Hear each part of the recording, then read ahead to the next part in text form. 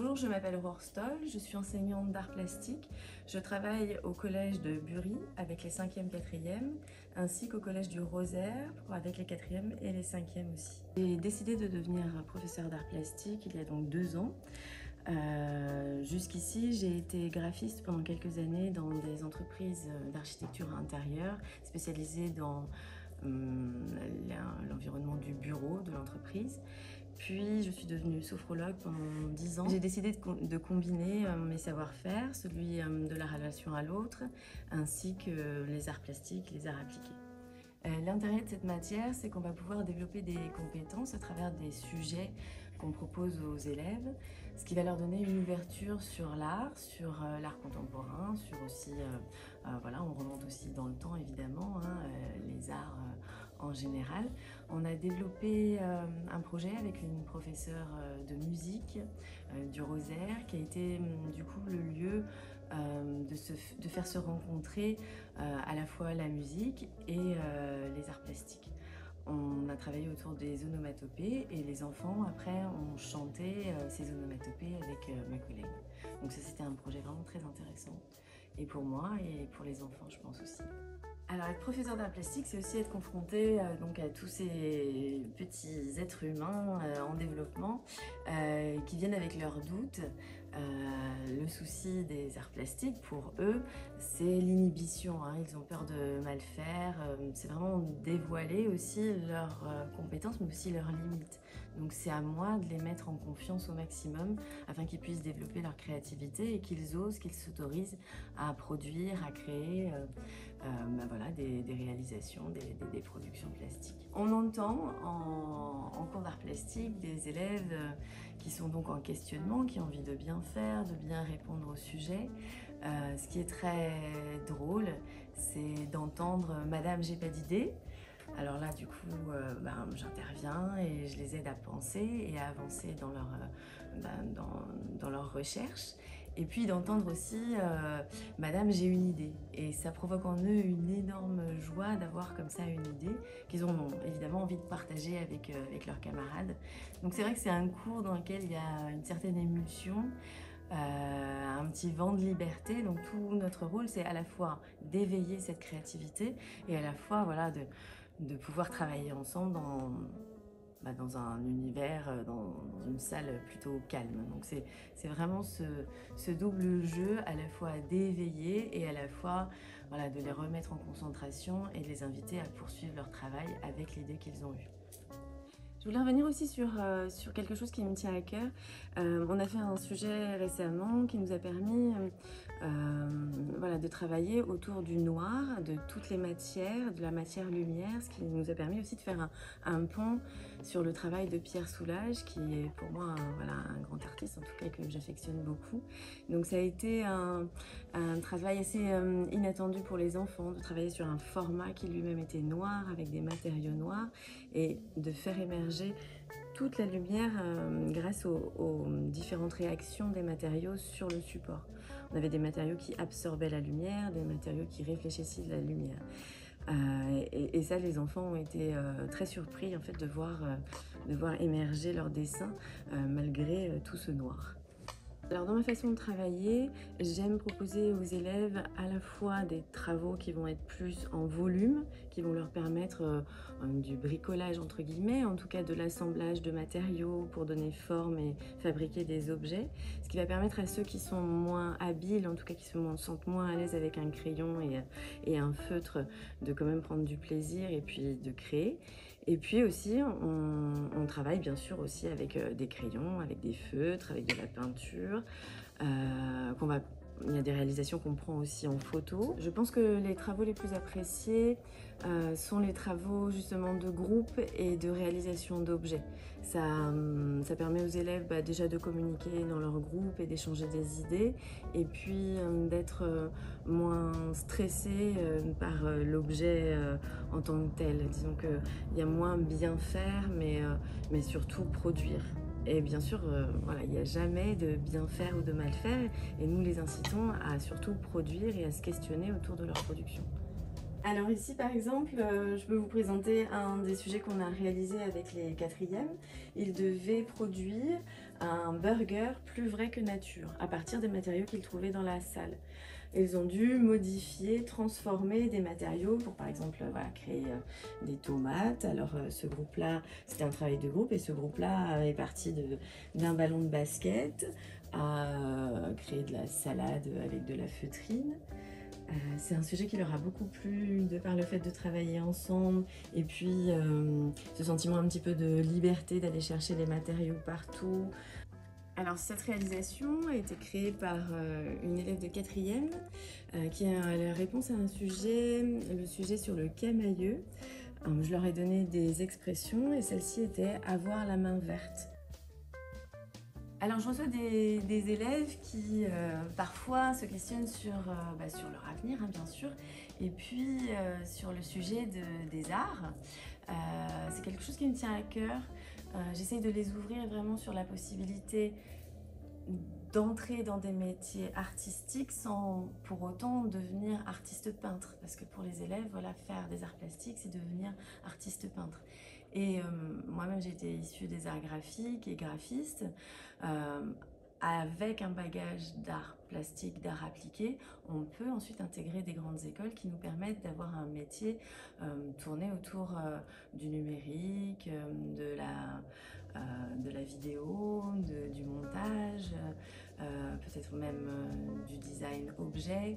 Enfin, il y a énormément de métiers qui s'ouvrent à eux avec de par des études d'art plastique et d'art appliqué. Donc, alors j'aimerais développer quelques ateliers entre les cours, les petits ateliers en plus pour les élèves. J'avais envie de leur faire tester cette technique du dripping qui a été développée par Jackson Pollock, qui consiste à laisser couler de la peinture, à venir travailler avec une peinture très spontanée par jet de peinture sur des grands supports. Donc je vais essayer de mettre en place cet atelier prochainement. Les travaux des élèves sont évalués par des compétences. Donc nous avons des compétences à leur faire travailler et nous évaluons leurs compétences, leur réussite, leur appropriation du sujet et la compétence qui a été développée à travers ce sujet. Donc, je vais vous présenter un petit peu la salle dans laquelle je travaille sur l'établissement de Bury. Donc on a vraiment la chance, la grande chance d'avoir un atelier très spacieux, très lumineux, où les élèves peuvent se sentir à l'aise et travailler en groupe. Là, ils travaillent sous forme d'îlots. On a plusieurs îlots. Les élèves sont autour des îlots et peuvent comme ça communiquer, échanger autour de leurs travaux. La salle est composée de plusieurs espaces. Ici, on a un espace qui est dédié au matériel de craie grasse, craie sèche. On va avoir le matériel de peinture avec les pinceaux. Ils peuvent utiliser des petits pots, des petites boîtes pour faire leur mélange. On vient entreposer leur pochette afin de pouvoir classer leur réalisation. Ici, on a un tableau numérique qui est très utile aussi pour leur projeter parfois des supports vidéo ou bien le sujet.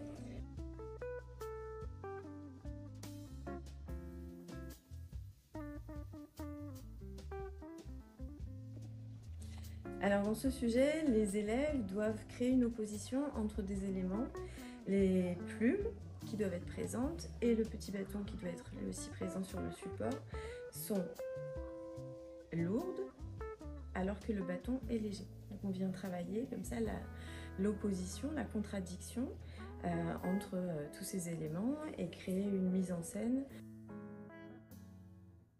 Donc vous allez pouvoir faire une liste avec les mots léger et lourd et venir écrire tout ce que ça vous évoque. Quels sont les objets, par exemple, les situations dans lesquelles il y a des objets lourds? Qu'est-ce que c'est lourd? Voilà. Et faire la même chose avec léger. Quelles sont les situations ou les objets qui viennent dire la légèreté? Tu vois, ça va te faire. Tu vas pouvoir piocher dans tes listes et faire une petite mise en scène au cas où. Est-ce que tout le monde en fait, je vais utiliser les poids pour représenter ce qui est lourd et les ailes pour représenter ce qui est léger. Là, c'est quelqu'un qui se fait écraser par la plume qui est trop lourde. Et pour montrer que le bâton il est léger, et elle peut le porter. C'est le lieu où on vient exprimer son univers personnel, où on vient le développer, son univers personnel. D'accord? Est-ce que vous vous souvenez, on a un élève par exemple qui lui est très attaché aux petits escargots. Je dirais pas les noms. Et du coup, dans chacune des réalisations apparaît un escargot. C'est comme s'il était en train de développer son univers. Est-ce que je peux rajouter des plumes en plus Ah, tu peux les dessiner. Oui. Vas-y. Attaqué de titans, mangeur d'hommes. Du coup, il y a un bataillon d'exploration qui s'appelle les ailes de la liberté. Et du coup, je les représente comme ça, les ailes de la liberté. C'est tiré d'un dessin animé, d'un film que tu connais? Oui, une série. Alors, là ce matin on est noté à la 2e séance, donc les enfants avaient réalisé pour la plupart des petits croquis dans leur cahier. Certains avaient déjà commencé tout de suite sur la feuille. J'ai pu remarquer que certains étaient déjà à fond dans le sujet, avaient déjà plein d'idées, alors que d'autres ont encore besoin d'un temps de réflexion. Je suis contente aussi d'avoir vu qu'un élève joue sur la matière plus que sur l'illustration et sur l'idée. Il est allé créer avec du pistolet à colle et de la colle une forme autour de ses plumes pour les rendre beaucoup plus lourdes. Donc on va essayer de développer cette idée à la séance prochaine. Alors la frustration principale qu'on peut ressentir en tant que professeur d'art plastique, en tout cas que moi je ressens, c'est le manque de temps.